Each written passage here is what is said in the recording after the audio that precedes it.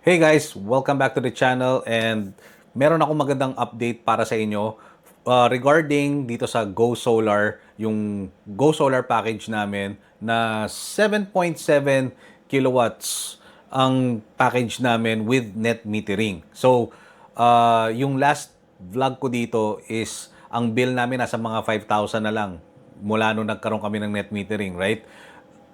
The following month, nasa less than 5,000. So parang kulang-kulang almost 5,000 na rin. Okay, so ang magandang news is itong month na to, as in zero lang ang binayaran namin. Zero. Grabe. As in, first time, siguro yung iba, marami na naka-experience ito kasi napapanood ko naman sa YouTube, di ba? But to experience it for yourself, na makita yung bill na zero siya, iba yung feeling, guys. Lalo na kami, nag-average kami ng I think nasa mga 17,000 per month. And pinakamataas namin is 19,000. And if you don't believe me, meron ako ditong proof. Meron kaming yung statement namin from last year, 2025. So, ngayon, 2026, I think tumataas pa nga yung mga kuryente, right? Yun yung mga nakikita ko sa mga ibang FB groups, lalo na dito sa may village namin, yung iba dumoble, etc., etc. Wala akong naririnig na bumaba. For short. Okay? Lahat tumaas ang gas. Ngayon, tumataas naman ang Meralco bill. Anyway, ito nga yung bill namin. Last year, April 2025, ang bill namin is 16,757.72. Nung May naman, 18,071 pesos and 42 cents. And nung June, 17,981.15. So kulang-kulang nasa mga 17 plus ang aming average. Ayan, kitang-kita, di ba? Nasa record yan. Pero ayan yan, makikita nyo, di ba?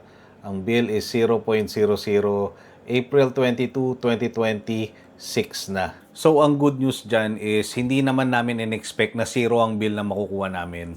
Ang ini-expect lang namin, okay na kami doon sa mga, yun, sa mga around 5,000 kasi nga, ang laki nung Meralco bill namin eh. So, parang, kaya ba talaga siyang i-zero? Nagulat ako, kaya. Nakatulong din doon is, kaya siguro naka-zero, is nagbawas kami rin ng konting equipment. Okay, so may medium size na fridge, tinanggal namin yung saksak nun, at saka small fridge. So, dalawang fridge. Maliliit lang naman. And, I guess, malakas din kumain ng kuryente yon, di ba? So, habang nasa vacation yung parents ko, nasa Europe sila ngayon, kasama yung utol ko doon, tinanggal muna namin yung dalawang fridge. So, nakatulong yon. But, still, gumagamit pa rin kami ng maraming kuryente since work from home. Work from home ako. Work from home yung wife ko. Syempre, yung utol ko rin nandito. He's doing some editing sa PC rin niya. Parang hawak din niya oras niya. Work from home na rin yun. And let's say, 1 to 3 aircons pa rin ang ginagamit and malaking ref and all the lights and everything. So, may konsumo pa rin talaga. Okay? Hindi naman kami as in super nagtitipid sa kuryente. And more or less, madalas talaga nakabukas yung mga PC and syempre sa gabi yung mga ilaw. So guys, sa mga wala pang mga solar panels na naka-install sa mga bahay nyo, maybe you should consider it kasi ngayon na zero bill ang nakita ko dito for this month. Parang sabi ko nga before, parang in 3 years ROI na kami, return of investment na. Tapos tipid na after that, di ba?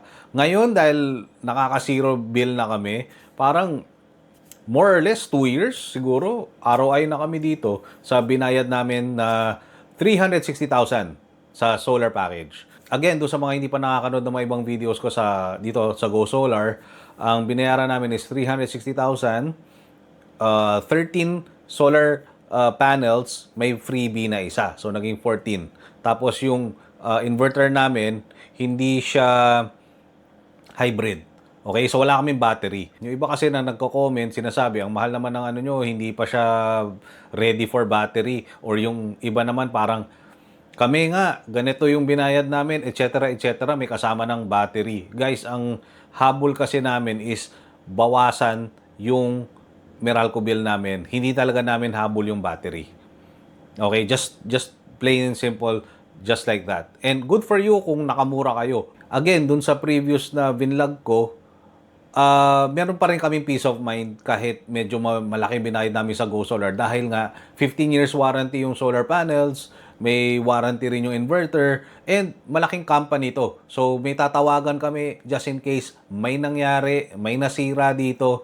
Yung mga nag-i-independent na nag-i-install tapos makakamura nga kayo, kailangan nyo i-double check sa kanila kung ano ba yung warranties na ibibigay nila sa iyo. Kasi baka yung after sales, wala eh. Yun yung kinakatakot ko dyan eh. Makakamura ka nga, pero pag may nangyari dyan, tas tawagan nyo, baka hindi na kayo replyan or anything unless nakilala nyo talaga. So, mag-ingat na lang din. Okay? So, eto, peace of mind, yung binayaran namin, wala kaming problema for 15 years sa solar panels. Yung inverter, okay naman, walang problema. Install everything. Isa pang parating tinatanong sa akin dito sa YouTube, sa mga comments, yung iba parang lulusot ka ng butas ng karayom or bago ka maka-apply ng net metering. Yung iba naman, sandali lang ako, may kakilala ako, makakakuha na tayo ng net metering. Yung iba naman, pag may time ka, di magpa-net metering ka. Alam mo yun, parang, okay, iba-iba, halo-halo. Pero from our experience, masasabi ko lang sa inyo is, mahirap maglakad ng net metering. Okay? Like, pupunta kayo sa munisipyo, meron kayong mga papapirmahan sa mga engineers. Paano kung wala doon? Okay? So, lalo na ngayon, ang mahal-mahal ng gas, di ba? 100 plus ang diesel. So, parang, are you ready for that? Are you ready na pabalik-balik kayo sa munisipyo nyo? Unless nakatabi nyo lang yung munisipyo nyo. Tapos maghahagilap kayo ng mga engineers, papapirma, etc. And punta kayo sa barangay and everything, kuha ng clearance, lahat yan. Na-negate sa amin yung stress na yon nung pinabayaan na namin si Go Solar, sila na mag-asikaso.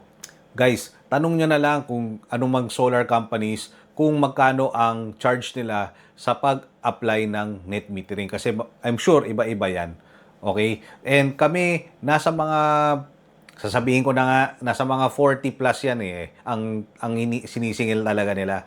Pero, since nakapag-refer kami ng ilan, and nakakuha kami ng discount, so nagsisipa kami na nagbayad kami ng ganong halaga para sa net metering. Syempre, hindi. Kasi almost kalahati nun, tapos ng bayad. Kasi nga, wala nga kaming binayaran this month. Ang average namin is 17.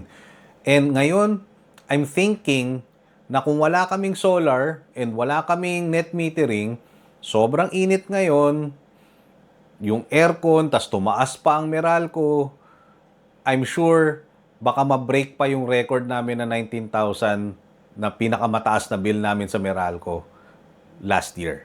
So marami makukulit talaga online, tinatanong parati sa comments, ano ba yung na-harvest nyo? Gano'ng karaming power ang na-harvest ng solar panels nyo? Ganyan. Dati sinagot ko na yan eh, sa mga ibang videos eh. Tapos ibabash lang naman pala. Sasabihin, ay, ba't ang baba ng na-harvest nyo? Pag ganitong setup, dapat ganito kalakas yung na-harvest nyo or what? Ganyan. Alam mo yon, parang hindi sulit yung binayad nyo. Okay? Pero for me, result-oriented kasi ako. So, tinitingnan ko yung bill, yung magkano ba yung bill namin sa Meralco. Kasi yun ang importante, di ba? Ang importante kung nakatipid ka ba or hindi. So ngayon, lahat ng mga nagbabash sa YouTube, nagmamagaling na ganito, malakas yung harvest nyo sa ganitong presyo. Guys, zero bill kami. Yun ang importante, yung resulta, end result. Dapat lahat tayo result-oriented. Okay? Baka naman malakas nga yung na-harvest ng solar energy nyo, tapos pagkadating sa bill nyo, meron pa rin kayong babayarang ilang libo. Okay? Ito, zero. So talagang proven na siya. So yun lang yung update dito sa Go Solar. And I think ito na yung pinaka-last na update ko sa Go Solar. Not unless knock on wood may mangyari. 'Di ba? Or I don't know. Pero hopefully ito na talaga yung last update ko sa Go Solar kasi sa ngayon sobrang satisfied na kami. I mean, what else can I ask for?